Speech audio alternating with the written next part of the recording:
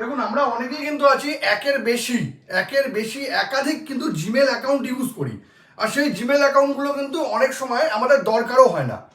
তো আপনাদের কোনো জিমেল অ্যাকাউন্ট যদি এরকম থাকে যে জিমেল অ্যাকাউন্টগুলো আপনার দরকার নেই, সেটাকে আপনি পার্মানেন্টলি ডিলিট কিভাবে করবেন, মানে জিমেল অ্যাকাউন্ট কিভাবে পার্মানেন্টলি ডিলিট করবেন, জানতে গেলে ভিডিওটা শেষ পর্যন্ত দেখুন আর প্রসেসটাও একদম সেভ করে নিন। দেখুন এই জন্য শুরুতে কী করতে হবে, এই যে জিমেলটা আছে জিমেলটা খুলে নিতে হবে। আপনার যদি একের অধিক জিমেল থাকে তাহলে এখানে স্ক্রল করে করে আপনাকে করে নিতে হবে। এবার জাস্ট যে জিমেলটাকে আপনি ডিলিট করবেন, এই যে প্রোফাইলটা আছে এখানে ক্লিক করতে হবে, ম্যানেজ ইওর গুগল অ্যাকাউন্ট এখানে ক্লিক করতে হবে।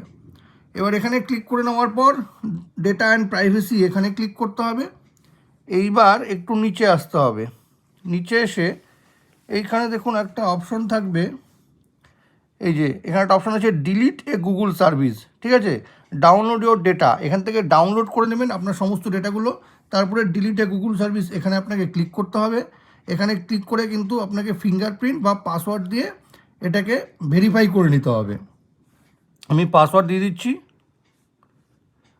এই পাসওয়ার্ড দিয়ে কিন্তু আমি এটাকে ভেরিফাই করে নিলাম।